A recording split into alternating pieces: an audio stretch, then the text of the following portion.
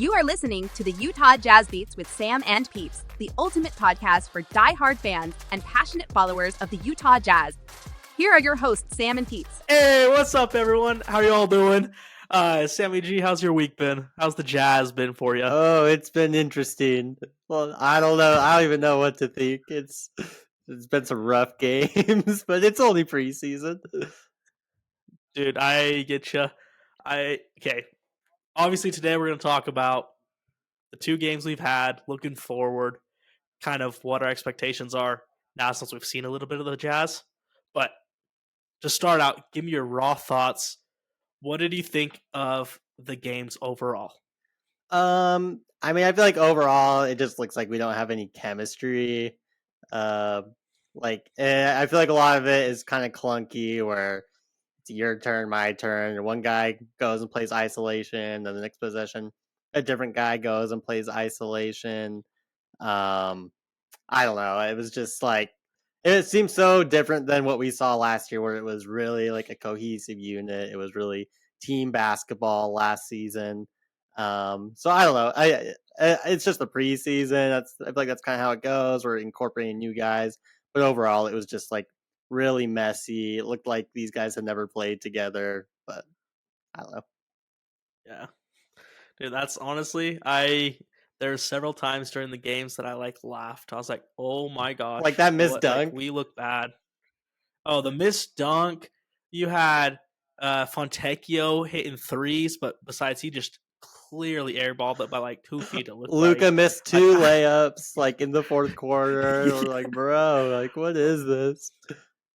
So yeah, I was like, I don't know if this team would beat a G League team right now. I don't know. I know. Some of those look bad. I had to keep reminding sad- myself that we went 1-3 last year in the preseason, because we looked pretty bad last year. That's so true, I'm yeah. like, okay, I can't have an overall bad or good feeling about the team from the preseason, but it's kind of hard not to when you're watching, you know? Here's the hard thing about it is, yeah, both of our games were close. I mean, we beat them. It was 3 points on one game, and then we lost to them by 5 points. I think. Yeah, it was around there. So it was our first game.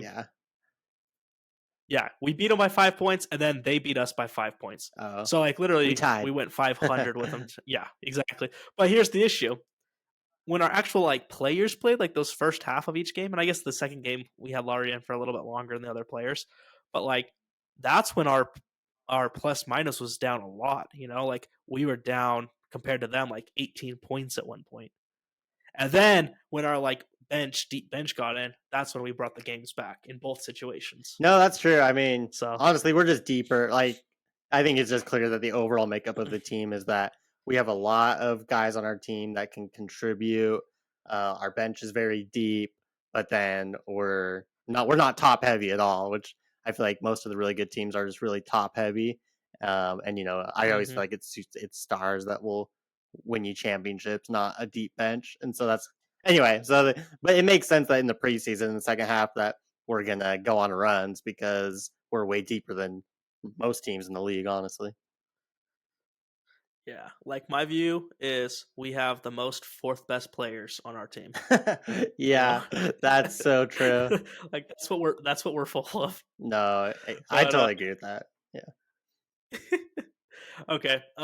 Jumping off a little bit, so let's get back to the games in a sec. But before we actually dive into the games per se, the report came out about the top 100 players from ESPN. I know you saw it, but to give a little rundown, I'll say the names. So Lauri Markkanen got 28th, Walker Kessler was 70th, Jordan Clarkson was 77th, John Collins at 90, and Colin Sexton at 98. So we had 5 guys in the, or is that 6? Oh yeah, 5 guys in the top 100. And then the funny thing is some of the other guys who used to be on the Jazz, so Mike Conley, for instance, you have 93rd, Rudy Gobert's at 64th, Donovan Mitchell's at 15th. But what's your thoughts on having 5 guys in the top 100 and where they're spaced? Actually, how about I'm still pulling up the note. I kind of forgot to. You want to give your thoughts and I'll give mine. I want to visualize it. Sorry, I totally forgot to pull up our note. No, you're good. So my thoughts on that. Lauri Markkanen honestly seems a little low to me at 28. I feel like he could be at 20. The other guys, honestly, they kind of fall into place. I would say like Walker 70th sounds good to me. Jordan Clarkson right around there. Colin Sexton, especially after the last 2 games, I'll be honest, does not look like he's a top 100 player. Yeah, we'll And definitely get into I mean, that. we can talk about that later. Yeah, I mean, you obviously know I'm not the biggest fan of Colin Sexton. Not that I don't like him, but I just don't you see don't love him as him. having as much potential. Yeah, exactly. So seeing him on the list, I was like, oh, okay, well. But the funny thing I think is Rudy Gobert 64th and Walker Kessler is at 70. And we traded, we got Walker Kessler plus what, 4 picks and a bunch of players. You got Beasley, you got all these other guys in that trade. The pick that became And Keontae George, who we're obviously excited about. That's the Timberwolves pick. So anyway, yep. It's so funny to see how they're ranked almost the exact same. And I mean, we'll get into this too, but like block leader for the season, Walker Kessler is in like the FanDuel picks, he's ranked number 1. Him and Jaren Jackson Jr. and Rudy Gobert's not up there. Rudy Gobert is up there on the rebound one, but Walker Kessler actually is too. So it's okay, just funny to see how these players are actually pretty similar it's in so their funny. view so far. Yeah. Anyways, what's your thoughts now? Yeah, I mean, like you said with Markkanen, I feel like at first glance it does seem low, but I also kind of understand because like he really just came out of nowhere. He was nowhere close to this good last year, so I could see a lot of, experts or whatever thinking that it might have been a fluke season, and I'm not mad if they make him prove it one more time before really vaulting him up there. And I mean, there's a lot of good players if you think about the top 30, if you think about guys at his position, so I would probably put him maybe a little closer to like 20 to 25 range, but 28's not bad, honestly. Um, but yeah, no, I think the funniest thing was like, Now, do you think oh, do you sorry, think his year? What do you think the chances that his year's a fluke year? not good. I mean, the way I see it Okay. is like if if this was the NFL and you're playing 17 games, then I could see a guy who goes crazy for 1 year in the NFL. You know what I mean? Because it's only Hmm. 17 games, but in the NBA, he just did it for 82 games. He was really consistent for us too. Like so, I don't know. I don't see how. I mean, obviously it happens, but it just doesn't seem that reasonable for a guy to be that good, that consistent for 82 games, and then the next year for him to just fall off a cliff. You know what I mean? So I Hmm. don't know. I feel like he's going to have a bigger target on his back. Teams are going to game plan for him more. But overall, like, I don't know how you can fake it for that long. True. What do you think about that? And You think it's a fluke, no, or I what do think you it's think? true. No, I think it was legit. I think he literally did have like a revival of his career, in a sense. The one I think could be more different, and I'll be honest, the more I think about it, is Walker Kessler. And he's been having, obviously, he had a really good second half of his season, right? And we're all hyped on him.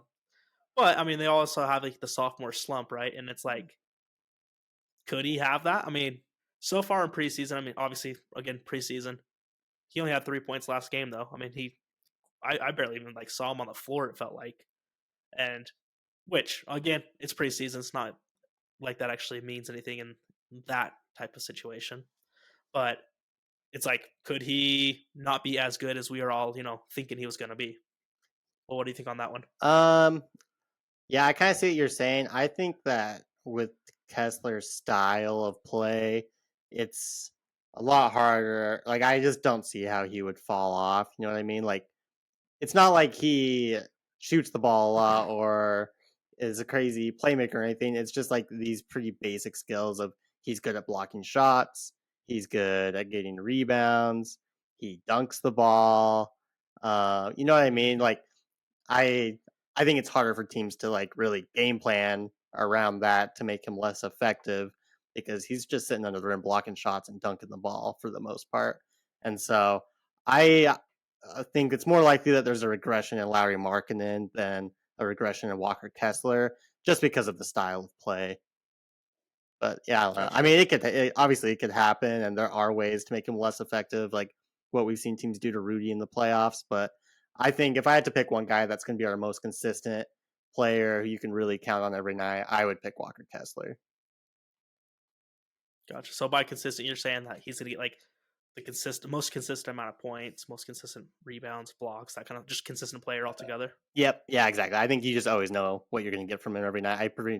He's probably going to get a double like almost every night, or maybe like 12 points and 9 rebounds. But I mean, I think it's going to be pretty much the same from him night in, night out. He doesn't have to rely on a jump shot or teammates, how other teammates play. Like, he can get rebounds and he can get putback dunks, all that. And so I just feel like he's going to have the same numbers, same type of impact almost every single night. Yeah, I agree. Well, what do you think his comparison is to Rudy Gobert, though? So, I mean, rank-wise, they're really close, right? Who do I think is better? But, okay, let's start with that. Yeah. Okay. I'm still taking Rudy Gobert. Like, I mean, I feel like Rudy had a down year last year, but also he played on the same Jazz team for years and years under Quinn Snyder, using the same system. Stuff was really built around him, whereas on the Timberwolves, things were built around Anthony Edwards, and it was just a completely new situation. And so while he was worse last year, I feel like he's going to be a little bit better this year. I feel like by the end of the year, he'll be considered more of a top 50 guy than a top 70 guy. That's just my opinion. I just think he needed more time in the system. His teammates, I think it might have been Donovan Mitchell, I forgot which, but there was a teammate who was asked about Rudy over the summer, and he said that Rudy's just kind of hard to learn how to play with because his skills are so much different than anyone else's. Like, he really has no offensive game in the way that you think about it. And so I think all of his teammates having another year with him will also help him to be better.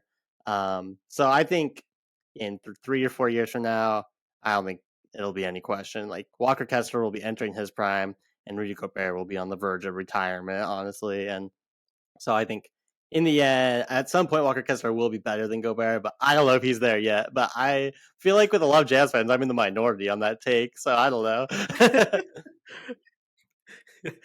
I think Rudy Gobert is definitely still better, but if I had to redo the trade and let's just say the T-Wolves said, "Hey, let's do a straight across trade for Walker Kessler and Rudy Gobert," I'd probably decline the offer. Yeah, 100%. Right, just because of upside and potential and price. Price, yeah, but we also have Rudy or Walker Kessler locked in for this year plus 2 more for sure. Then we could do the rookie extension. So I mean, we could have him for a long time. Yeah, I mean, I think it's a different question of who's better and who would you rather have, and I would definitely rather have Kessler, especially down the road for sure. Yeah, and kind of from the sound of it too, it sounded like you think Rudy Gobert kind of had a fluke year in the reverse direction. Yeah, I mean, which is kind of funny because he has a lot of the same skills as Kessler, where I said it's harder to have fluke years, but it's like I said, I think a lot of it was based on situation, also expectations. I think mentally speaking, if everyone was telling you that someone trading for you was the worst trade in NBA history, I feel like I would put a lot of pressure on myself, which could either motivate you to be a lot better, or it can really get in your head and make you worse. And so I think now that he's kind of a year removed from that, I just think there's a lot of stuff going against him last season going into the year. Yeah. All right, one last question on Rudy Gobert. I think he's in 70th for the fantasy draft right now. Okay. Is what ESPN's ranking him at. Okay. Are you going to take him before the 7th round?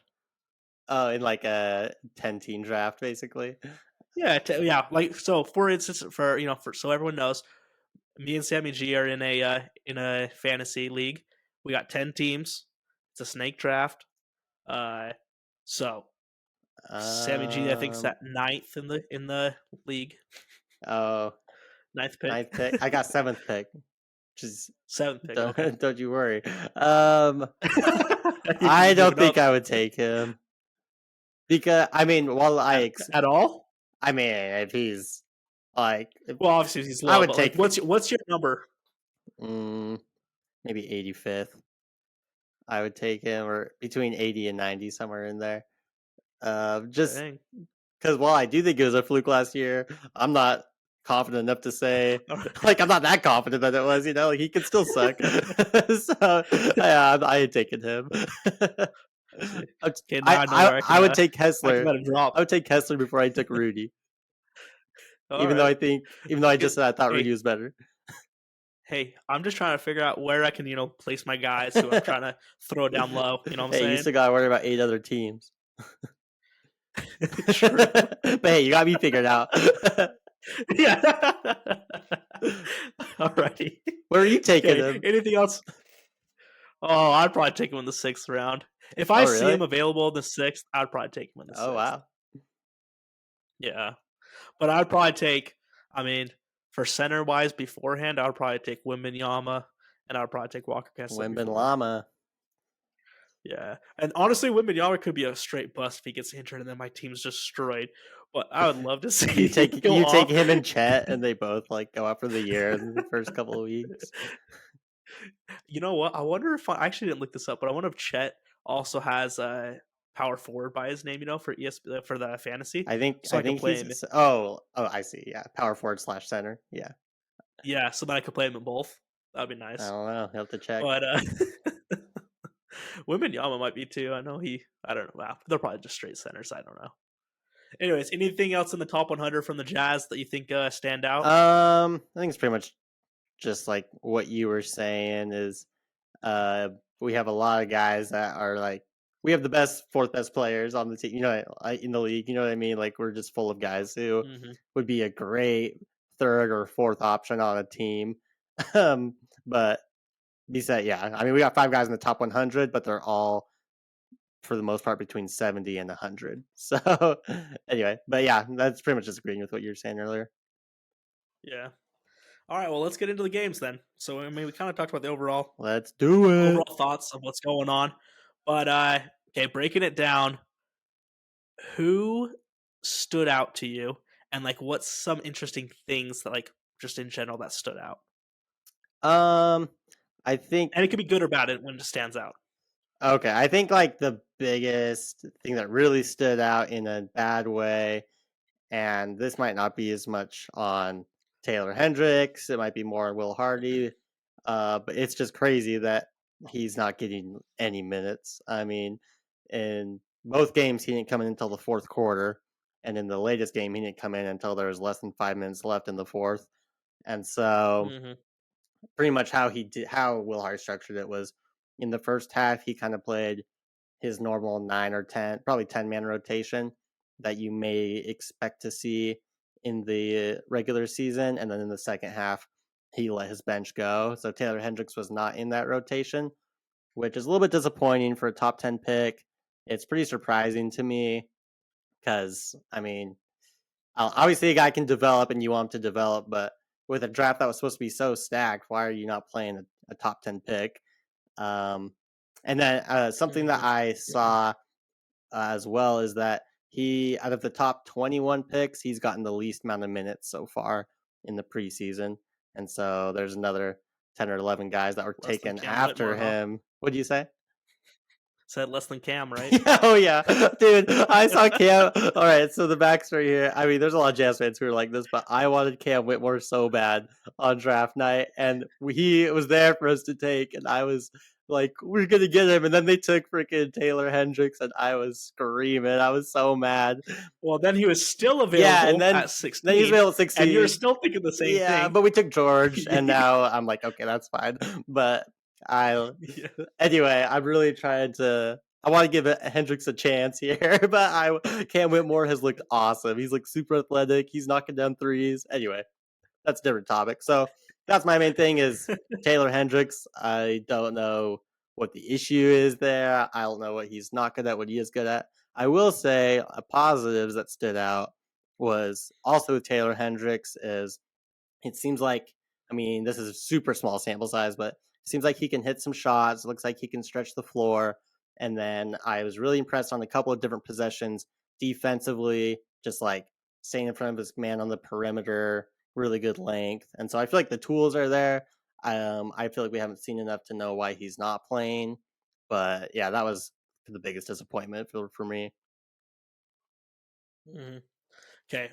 my thought on Taylor Hendricks I texted you about it too, and I was like, what is going on? Honestly, I've been super confused about it because we've been hyping up our number 16 pick. We have put all this effort into advertising him, like, saying that he's going to be our point guard. Like the whole And social media, kind of, it's like a ton of Keontae George stuff, but no Taylor Hendricks yeah. stuff. And I figured at first, I'm like, oh, okay, it's because Keontae George played Summer League. Like, people have actually seen him. So, like, they're going to ride the hype train, right? But then in our preseason games, I mean, Taylor Hendricks didn't see minutes. I mean, he got literally the garbage time of this preseason. The He got 5 preseason. minutes in the second game. And I'm like, what? He had the least amount of minutes from someone who played, right? And I was just like, what's going on? So I'm curious if there is. I mean, you were mentioning it could just be, he's kind of a shyer guy, just team dynamics. If it's too overwhelming for him to be in the NBA yet, I mean, he's still 19 years old. But I mean, I'm just curious of why there's no hype, and then why he has got no minutes. Yeah. So I'm curious to see if that comes out in the next few games and at the start of the season, or we'll just see him in the G League. I don't know. I think we'll for sure see him in the G League. Like, I think he's going to play a ton in the G League. I bet he'll get like 30 plus minutes a game. Them just trying to develop him as much as possible. But thing is, I don't want him in the G League. I didn't draft a guy to be in the G League. I mean, if Bryce Sensewell's in the G League, that's one thing. He's a late first round pick. That's more to be expected. But top 10 pick, it honestly doesn't happen that often that they're just stashed in the G League. So especially like we were told so much that this class was so stacked, especially the top 10 picks were supposed to be so stacked. And that was his whole thing coming out of college, was that they said out of the top 10 picks that he was supposed to be the guy that could contribute the most immediately from day one. They were saying that he needed the least amount of development. That's what like all the draft reports were saying, is that he'll be able to defend and hit threes at a high level from day one, but he's not even played. So I don't know, like either those draft reports are wrong or there's something weird happening. I don't know. Yeah, I don't want to draw any conclusions yet, but it is just kind of weird. It's something to at least mention. It's something that's happening. So yeah, for sure. But okay, here's a question. I mean, G League wise, do you think Keontae George will see minutes in the G League, or do you think he's gonna be straight with the Jazz? I think he's gonna play a lot of minutes. I wouldn't be surprised if he started from day one with how things are going. But yeah, I'd be super surprised if he played in the G League at all, because I think he's gonna be with the Jazz playing like at least 15 minutes a night. But that's probably on the main rotation. Yeah, he's gonna be a main rotation player for sure, I think. That was my take so far too. Okay, here's another biggest disappointment so far I've seen from the last two games. Now, here's the thing. I already kind of mentioned it before, but a player I'm not a big fan on is Colin Sexton, right?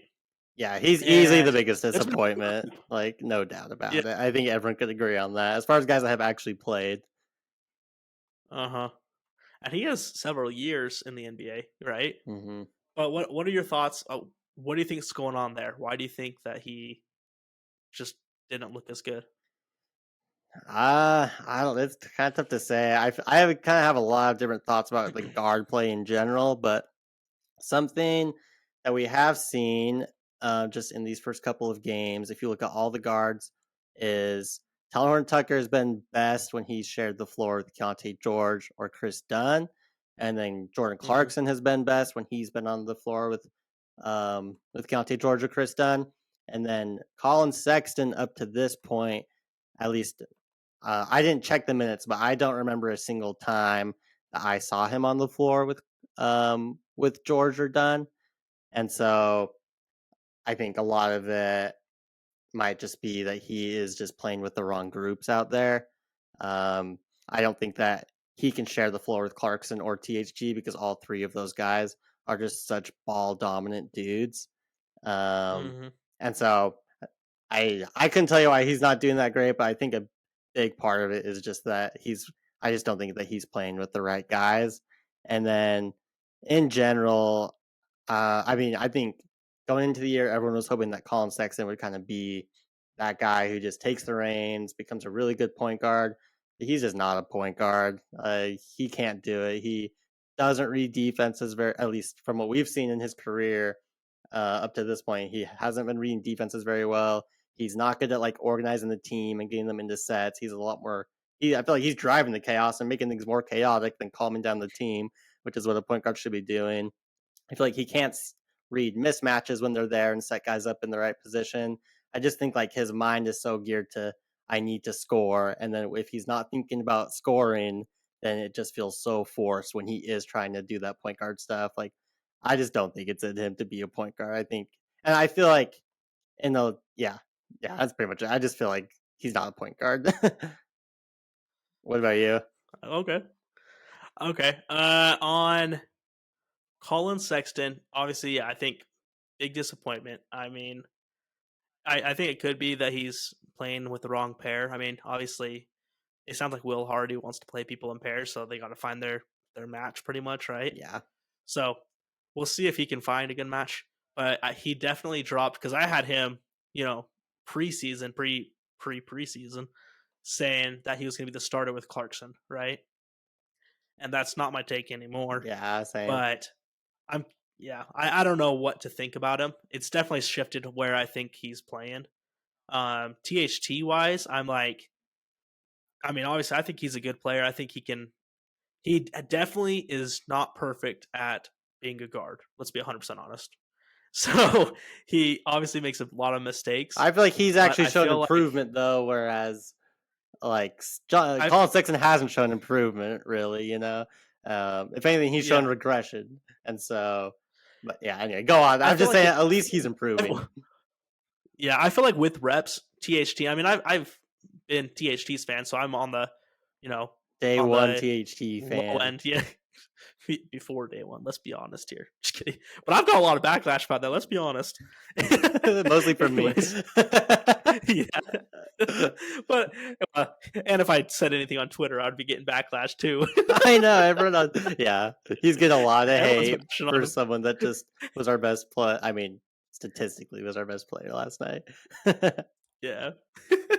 But I feel like he could be a really good guy who comes in and is a point guard, right, for our team for the second unit.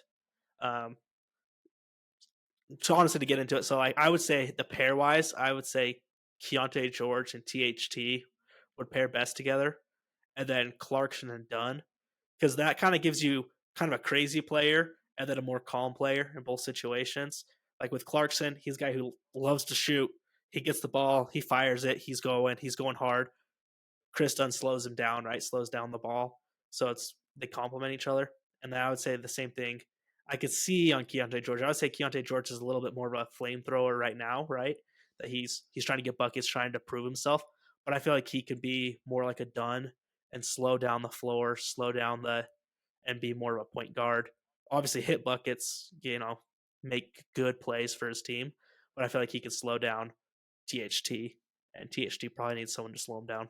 Yeah, I totally agree with that. I think that THT, Sexton, Clarkson, I think they have a lot of the same issues, and that's that they all love to dribble. Just sometimes it just feels like they're just aimlessly dribbling around until they finally decide to do something.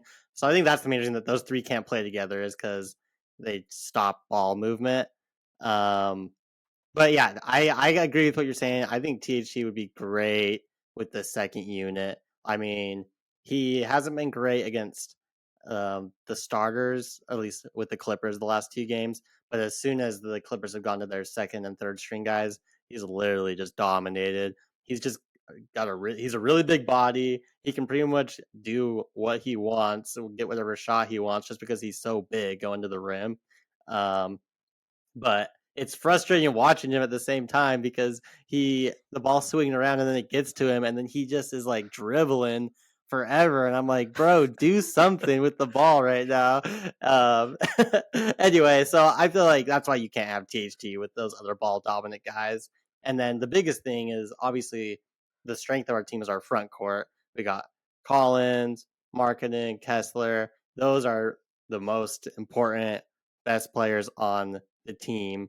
I mean, I guess it's up for debate, but the front court is our strength for sure. And so we need a guy that is going to get them involved. And so while they're on the bench, if THT wants to do his thing and just go get buckets or whatever, then that's fine. But I can't stand watching him play with the starters when he's shooting the most shots on the team when he's got Markkinen and Kessler and Collins. Like, he's not feeding them. He's just going to the basket. I'm like, bro, get your team involved. So anyway. Okay, I got a quote for you from that. This is a quote from Sammy G last night during the game. He was pissed at THT. Okay. And he's like, I'm so confused why you love THT so much. Oh my gosh. THT is pissing me off. Ball dominant, indecisive, and just letting his man walk past him every time. Bench him. I don't understand why he dribbles so much. Such a ball movement stopper. Oh my gosh, dude. I was like so bad, but then he started getting buckets, so I couldn't really say anything else, but I was like, you suck, bro. Like, this is not Jazz basketball. Hey, you know what? Technically, we don't really know what Jazz basketball is anymore. That's facts. There's no one on the team that used to be there. So, anyways, I thought that text was funny. So, and Justin just texted back and he said, "Okay, fam." Well, it's because, so here's the thing too. Sammy G was behind. He was watching it like, 20 minutes behind or something like that? I had to go somewhere during halftime, so I paused it, and then I was just texting Justin what I was seeing, but he already knew that THT kind of took over. But I already knew I already knew that he had 24 points. So in my head, I'm like, yep, just keep crying. Okay? That's so funny. What were your thoughts on George while we're talking about the guards? Okay, here's my thing. Obviously, that first game, I didn't grab both of his stats for his. I think he scored 2 of 7, if I'm remembering correctly, and 10 points in the second game. And in the first one, he scored 2 of 9 with 10 points. Okay. And obviously, overall, that's not really good shooting. Let's be honest. Yeah. But I'm not that concerned about it. And here's something that really stood out to me about it: is he was getting to the line. He got to the line. He scored 8 out of 10 from the free throw line. And so I think he got to the line the most out of anyone on the team. So that definitely stood out to me. And I'm like, okay, if he can be a guard who is, drawing fouls, getting his points that way, fantastic. It's like, I mean, like your shots will come the other way, like your standard shots. But in the meantime, get your shots at the line for sure. Pull a James Harden. Yeah, seriously. I mean, that is like one of the most underrated skills, I feel like, is just getting to the free throw line. I really liked what I saw from him. I feel like he is just really confident, which is good for a rookie. Like, I don't want a guy in there who's worried the whole time that he is going to be making mistakes and is going to get pulled. Like, he just went in there and he just seems like he belongs, which I feel like is awesome. And then what I really liked is that he just seems like a natural point guard. Like, now that I've seen all this, I feel like the only real point guards on the team are Dunn and George. And then I feel like everyone else is just kind of a shooting guard, honestly. THG kind of, I don't even know what he is, honestly. He's just his own breed. But no, I like George because he actually seems like a natural point guard. He was really prioritizing getting his teammates involved. He was playing within the system. And then what I really like is when he would attack the rim, just like you're saying, because he would either get fouled or he would just finish at the rim. And so I wasn't sure. I didn't realize how explosive he was and that he could really just get to the rim whenever he wanted. And again, that's mostly against like bench players. So we'll see how he handles like real NBA defenses. But last night he was getting into the paint whenever he wanted. And then, like you said, I'm not worried about his shot. I mean, everyone on the team has said that he can just shoot at will. Hey, sorry guys, Sammy G's computer disconnected or my computer disconnected. One of ours did. So yeah, my whole computer froze. It was definitely me. Okay. Anyways, so they couldn't handle the heat I was throwing down. Talk about Keontae George like that. Yes, sir. Okay. One other player I want to ask you about is John Collins. What do you think? I mean, to me, he didn't seem as dominant as I thought he was going to be. But let me get a basketball expert's thoughts on this.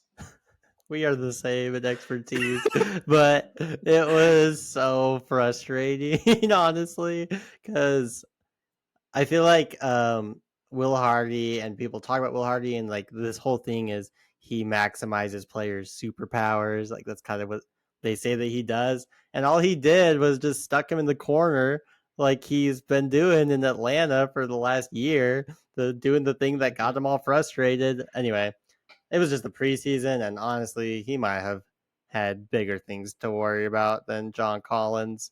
Um, but yeah, I mean, along with just what I was saying in the beginning, it just seemed like there was no chemistry, and especially with John Collins, like it seemed like they didn't even know what to do with him. So I was pretty disappointed in that as well. Yeah. Talking about the chemistry too, I kind of forgot to mention this before. My thoughts on that was like they just didn't look comfortable playing. And I don't know if it's obviously like them playing. I mean, everyone's getting new roles, kind of a different way of doing it. So I don't know if it's technically their role or playing with each other, but there definitely was a level of comfort that was lacking there. Yeah, no, I totally agree. I feel like there were only two players that I thought looked like they had legit chemistry together and fed off each other and played well together, and that was Keontae George and Ochai Agbaji. Just watching them, it seemed like the two of them, when they were together, they were in a good flow, kind of knew what the other person liked. And so I think a big reason of that is because they are on the same summer league team. So they've played together more recently than anyone else on the team has. And that's good. I mean, they're on the same team for 2 weeks, and I thought they already looked good. So that makes me think that we're a month, 2 months from now, that a lot of our guys are going to have a lot more chemistry, and it is really just one of those weird preseason problems, you know? Okay, here's another question I was curious about. We had a player who I was thinking was not going to get any minutes at all, Oh, besides gosh. garbage minutes. And he's rolling with the rotation players in the first half of both games. Don't What's make me Fontaine talk doing? about him. What's going on? I kid you not. He might be the worst player in the NBA. I don't I know think why he technically last year plays. he was rated the worst. Oh yeah, I think I saw it. It was some advanced Oh. stat that kind of like tries to take everything into account, and it literally had him ranked dead last in the NBA. Well, here's the thing: is I feel like the only reason he's in the NBA is because of his shooting ability, but we've never seen him shoot good. Like he's not.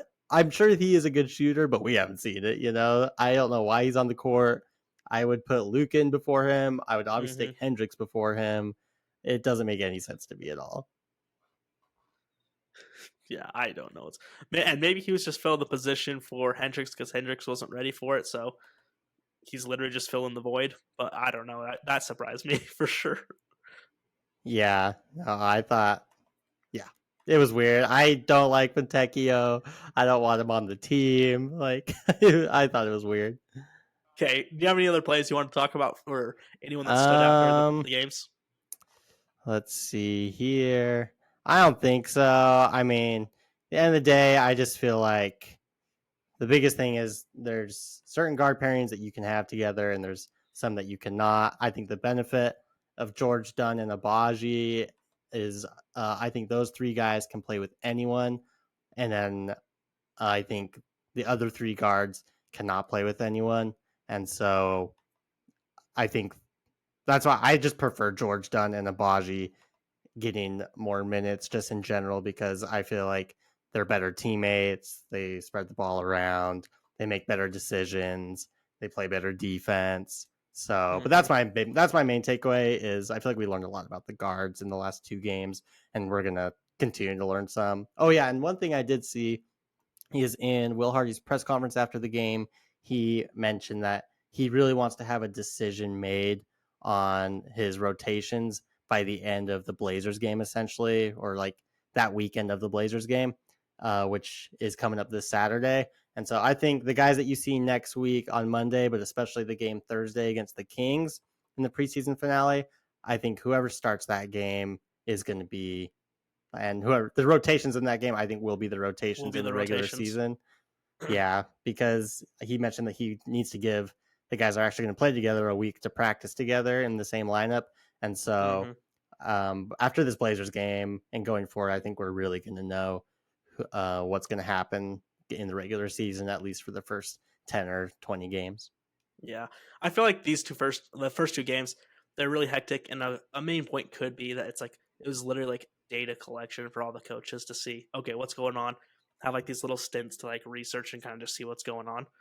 Like at one Yeah, point you had Fontecchio, you had Olenek, you had there's 3 Kessler, and guards. you had Oh, was it Kes? Oh, yeah. this was when it was Laurie, There was 2 Kessler, different ones. Yeah, I know what you're talking about. Collins, and Fontecchio, and then it was I think it was THT. I can't even remember who the guard was. I mean, you had those 4, forwards and centers, and then you had like THT or a single guard. I'm like, that's a crazy lineup. So obviously they're just trying things out. What was the one you're thinking of? 4 guards? So there was another one where we had 3 guards in, not including. Yeah. We had 3 guards in, and I'm trying to remember who it was. I think it was like Sexton, Clarkson, Dunn, and then I remember for sure it was Fontecchio and Olenek. But I know it was Dunn, Fontecchio, and Olenek. But I forgot the other 2 guards. I just remember that there were Their 3 guards. guards out there together with Fontecchio and Olenek, and I was like, what the heck? So yeah, obviously he's just trying stuff. Like if we roll out that lineup in the regular season, we're either up by 100 or we're down by 100. Mhm. Yeah. All right. Okay. Time to move on. Let's do. I just got a quick little thing for you. I went over to FanDuel and I grabbed some of our over unders. Oh, are we doing sorry, are we doing rotations after the over unders? Oh, dude, I totally forgot about those. Let's do No, you're do good. your 10-man, your 9 and 10-man rotations. Okay, do you think I'll go first. So maybe a little gist. Since we've seen 2 games, we're deciding, okay, what kind of is our rotation and where do people fit better? Yeah, so basically from what I've seen, if the season started today, my starters that I would roll out would be Keontae George, Ochai Abaji, Lowry Markkinen, John Collins, and Walker Kessler. I think those 5 have the best fit together. I think they have covered each other's weaknesses pretty well. And I just want to, even if Keontae is not the best point guard, I just wanted to get him as much NBA experience as possible. Just like we're gonna live and die by him this year. I feel like just get him in there, get him experience, see what happens. Because no other guard has really taken the reins of this thing, so why not just give it to the rookie who's the future anyway? Mm-hmm. So those are my 5 starters, and then I'm just doing 4 off the bench. And I would go with Dunn for just he's a good point guard, like your classic point guard, good defense. And then I'm going with Clarkson, Olenek, and Hendricks. Hendricks for pretty much the same reason as George. It's like he's a top draft pick. Let's get him in there, get him developing against real NBA guys as soon as possible. And then basically, obviously, I left out some big names in there that aren't in the rotation. So I'm just trying to trade Sexton. I'm trying to trade THT. And if possible, I'm trying to trade Simone Fontecchio. And I want to just trade those guys, honestly, as fast as possible so that there's not like contention, I guess, in the locker room, people mad about minutes. I want to trade them while they still have trade value because if they're not playing, then that trade value is only going to go down. So yeah, that's my 9-man rotation, and then I just say trade Sexton and trade THT. What about you? Okay, so I got on my my 9-man rotation. I got Laurie, Kessler, Clarkson, Dunn, and Collins starting. And I kind of start Dunn. That surprises me. I didn't think you would even have him in the rotation. And the reason so here's my thoughts. I did him purely in pairs for those guards, and I felt like Clarkson and Dunn fit the best together. And then coming off the bench, I felt THT and Keontae felt the best. Okay. So, like you, as I mentioned, Sexton also is not a guard in there. The other 2 people off the bench is Kelly and Ochai that I had. So yeah, Sexton. Okay, so really the only difference is you have THT and I have Hendricks. Is that the only difference? Yeah, I have THT. You have Hendricks, and then and then it's just different Sexton. Lineups basically, but same 9 guys. I mean, same 8 of the 9 guys. Yeah, exactly. But here's John Collins definitely dropped in my mind a little bit. So like I put like confirming that he's going to be a starter kind of thing. I actually have him at 5th right now. So and then like Kelly is the 6th. So like I can see those people flip. You know what I'm saying? Probably not going to happen. But like just from playing so far, that's how I've got the gist of their time. So we'll see what actually happens. I bet you he'll be starting though. I don't really see anything changing there. I feel like guys where there's a large sample size, like a Jordan Clarkson or like a John Collins, and especially Like those type of guys, preseason probably doesn't even matter as much to them, or they're not as engaged. So I feel like I'm a lot less concerned about a bad performance from John Collins than I am a bad performance from like a THT if it were to be him, or like guys that are newer where we don't know as much. If Keontae George had a bad performance, like I'd be more concerned about him than a John Collins, and especially because I don't think John Collins was bad per se. I just think that he was used in the wrong way. So, but yeah, I feel like we have pretty similar rotations, which is interesting because I feel like there's so many different combinations, but we have a solid like top 8 that's similar. Yeah, yep. It's pretty much we have the same top 8, and then we have our last guys getting switched out, pretty much. Yeah, exactly. Yeah. All right. Okay. You ready for the over-unders? Let's do it. Okay. So I got. You're doing it too, right? It's not just me. Yeah. I picked up 5 of them all together though. Okay. And these are the ones straight from FanDuel. So here's the Jazz win total is at 35-5. Okay. Well, it's funny because we did this. We both picked our win totals in the previous episode, and I said 40, and now 35 sounds. I'm going to take the over, but I literally think it's going to be like right there. I think it's going to be 36 or 37 is my prediction now. Pretty much the same as last year. What you're thinking? Yeah, I think we'll get about 37. I think the loss of Conley is going to be a bigger deal than I thought that it was going to be. I don't know, like just let's be honest, the guards, they just almost all of them just they look bad. Like it was just, or at least as a team, they looked it was bad. And so hopefully it gets better, but I'll take the over, but right at about 37 is my prediction now. What about you? Gotcha.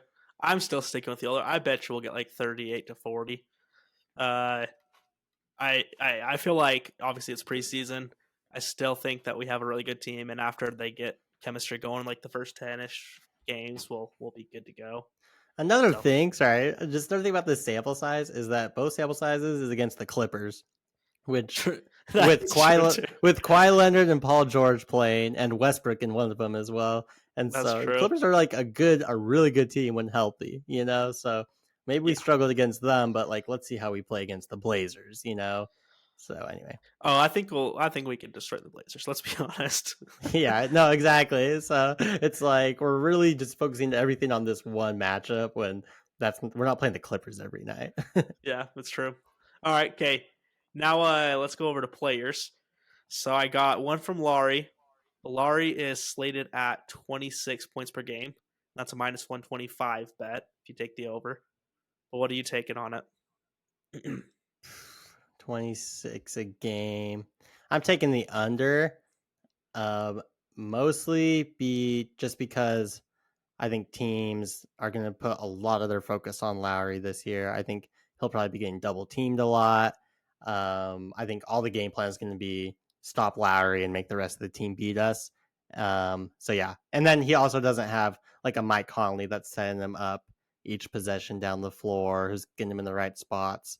And Lowry, he's not one that really creates for himself up to this point. Like he's not playing isolation or anything. He needs guys to kind of send him up. So I'm taking the under, but I think he'll be around that number, but just maybe a couple points under. Gotcha. I feel like 26 is a really good line. So for me, it's like he's probably getting 20. Like I honestly think 26 is like a fair number. If I didn't even see that thing, I probably would have said 26. So I'm going to take the over and just say that he gets like 26.1. I think he'll get 26 though. Oh, okay, nice. Okay, and then Clarkson's set at 21.5. Do you think he's going to get 21? 21.5. I think last year he was right around 20. I want to say. I'll take the over. I think Clarkson. I'm going to put him at. If I had to put a number on it, I'd say he's going to get like 23 points this year. I think he's going to be relied on a lot to score this season. Yeah, I'm taking the over. Gotcha. I'm going to take the under on this one. I feel like he's going to be in the high teens, like 19, maybe 20. But okay. I don't feel, especially if he's like coming off the bench, because obviously that's something that's talked Oh about. yeah, I didn't think about that. But But I feel like he's going to be a very consistent player in the sense of point wise. Obviously, he's not a consistent player it's gonna take a lot of altogether, shots, that's for sure. but yeah. So he'll take shots. So I feel like he'll get like 19, 20s. Yeah, but I'm going to take the under on that one. And then Okay, yeah, I got two for Kessler. So okay. the two for Kessler, the first one is rebounds per game at 11. What do you think on that Sorry, one? I thought you're still going. Sorry, I thought You're you were good. telling me both. You say 11 rebounds a game. 11. Hmm, 11's kind of. I'm taking the under. I think I would do. I bet he'll be around 9.5 or 10. Okay. 11. I feel like he can get that a lot of nights, but I think if we're more often than not, he's gonna have some nights where he's too he's just under that. So, what about you? Okay, this is the first time we're agreeing, I guess.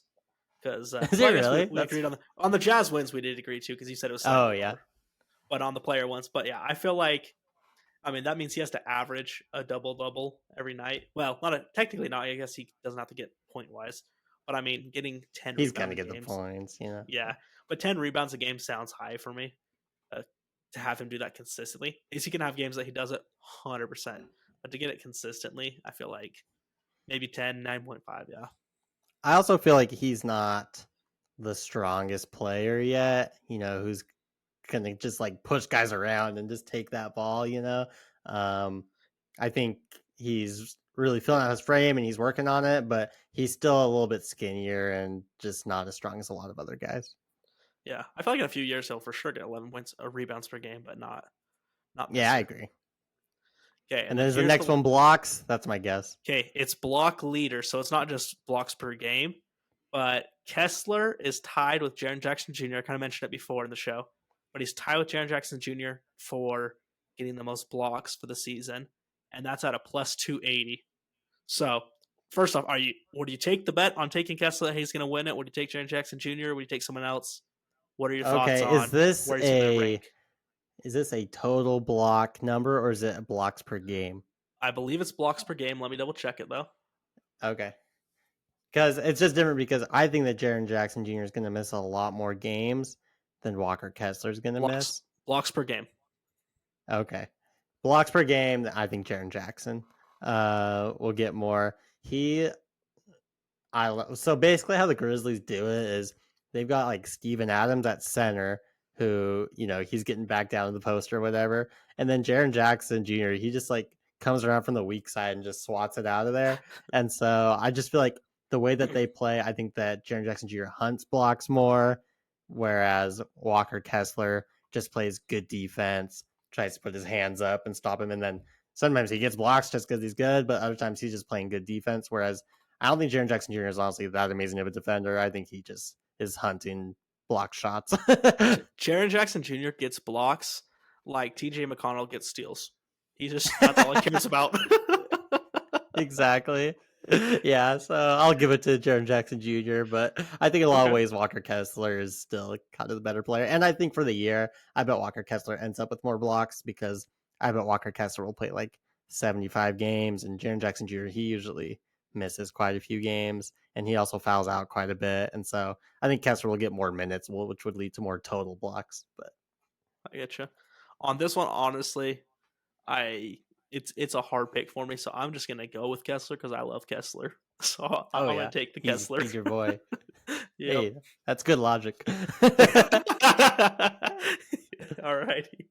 All right. Anyone else? Anything else from the Jazz, or are you good to switch over to the league? No, I think we're all jazzed out. We talked about pretty much everything we could. I feel like.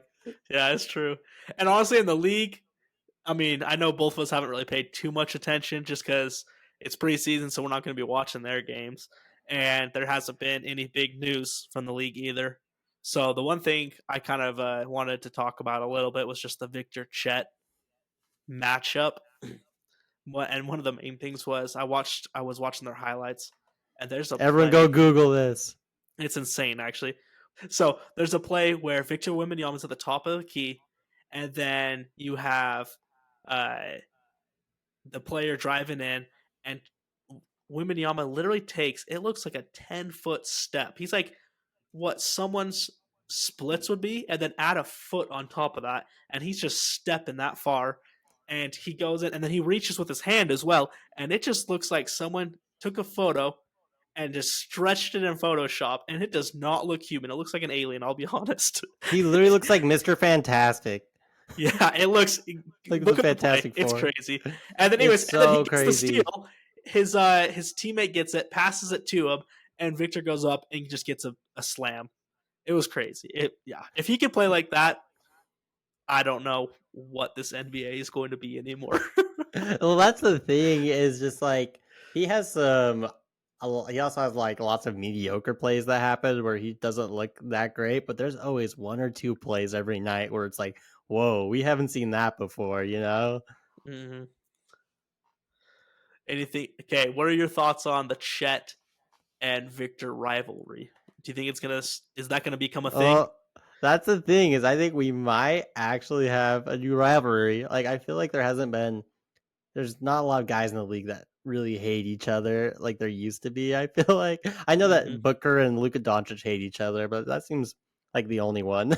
But I think this one could become a legit rivalry because during the game there was one play where Wembanyama was just like going to the rim and he completely headbutted Chet, and then I think he dunked Just it too. drove into him. Yeah.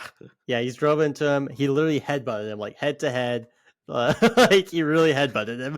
Anyway, and then he dunked it, and then he starts flexing on him after Chet's on the ground, like holding his face. And Uh-huh. then after the game, they talked to. This isn't the first time they've played. They've played. The first time they played was at the U19 games, where it was France versus USA. So they played against each other before. So a reporter says, "What's your relationship with Chet?" And Wembanyama said, "Oh, I don't have a relationship with him at all." And then later on, Chet tweeted, he quote tweeted like a picture or a video of the headbutt, and he goes, "He headbutted me." And so I don't know. It's just like they got some weird beef, it seems like, and these two are always going to be compared to each other. Just like there's just no way they're not going to be. They are both rookies this year. I mean, Chet's like a half rookie, but this is if he could win rookie of the year. You know what I mean? Played an NBA game. So Yeah. This is his first season, and so like they're always going to be compared to each other because of their height, because of their age, because of their similar play style. So yeah, I think it could be like legit the next real rivalry, and I'm super stoked about it. Okay, here's one thing I think you might have missed in the game. So Victor Wembanyama, right, pumped his arms, and then later in the game, Oh Chet, yeah, Chet did it as well. So obviously there's a little beef going on. And I love it. So it's so I'm funny because they're for like the two skinniest dudes, and they are like flexing this muscle that they don't have. when Chet flexed, nothing moved. I think I saw his bone pop out, maybe, but Yeah. no, but it's gonna be sweet. I thought it was interesting. Just like they're both so good at so much different stuff, and they had Wembanyama at power forward the whole time. There was always a center next to him, which is surprising when you're 7'4". But I thought I was impressed with how Wembanyama was shooting. Really, like he shot a lot better. Has shot better in the preseason than he was shooting in summer league, which was good. I thought it was cool how Wembanyama could really like recover after like getting blown by. I think there's been a lot of times where you see Gobert get blown by and then he comes back and blocks it. Wembanyama did that a lot. And then on the other side, Chet was blocking shots. He was hitting threes. He was dunking, rolling to the rim. I don't know. I just think they're both really good. If who do you think between the two of them? Who do you think would win Rookie of the Year? Like if it comes down to those two, who do you think is going to have a better rookie year? I guess. I mean, I'm gonna take Wembanyama, but I feel like it could go either way. Honestly, like from that one game, they pretty much played like they had the exact same amount of points. I'm actually pulling it up right now. Oh Wembanyama had really? 20 Yeah. points and Chet had 21. The plus Oh, minus okay. was 0 on Chet and it was 0 on Wembanyama. What the crap? I'll give That's you my crazy. stats. Let's see what they got. So Chet had 1 personal foul. Wembanyama had 2. Turnover wise, Wembanyama had 4. Let's see, Chet. Chet had 0. And then Oh, blocks interesting. and steals. Wembanyama had 2 steals, 1 block. Chet just had 1 block. And then, let's see, rebounds and assists. We'll just do those. Rebounds and assists. Wembanyama had 4 and 5. And then Chet had 9 and then 1 assist. Oh, okay. So, Because I was thinking about it, and I think that Chet, I think he's my pick for Rookie of the Year. I just think, well, especially because the Thunder are gonna be good, so I feel like awards always reward winning, and so I think that he's gonna put them easily into the top 8, and I think into the top 6, honestly.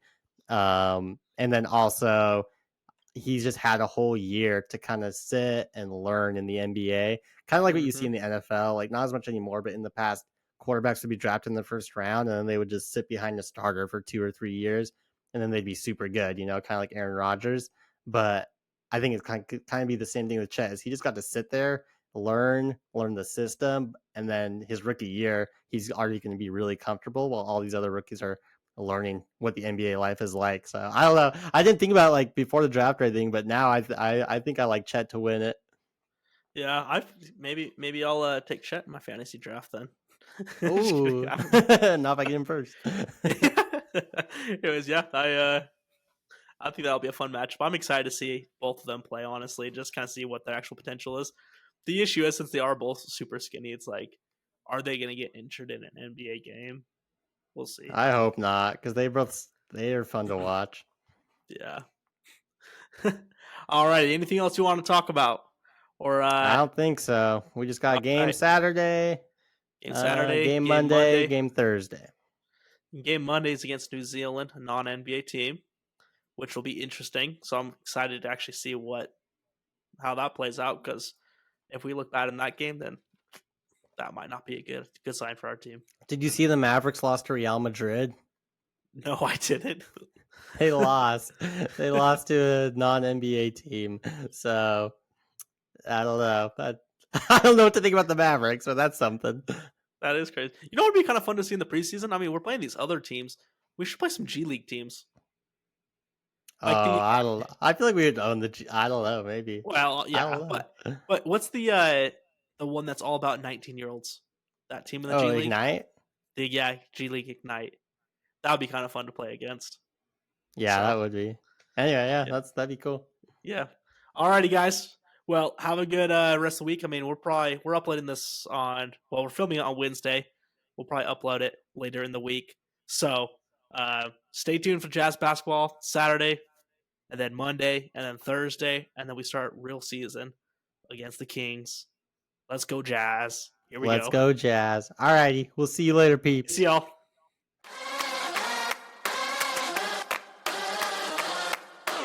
Thanks for listening to the Utah Jazz Beats with Sam and Peeps. If you're as passionate about the Jazz as we are, remember to hit that subscribe button or follow the podcast so you never miss a beat.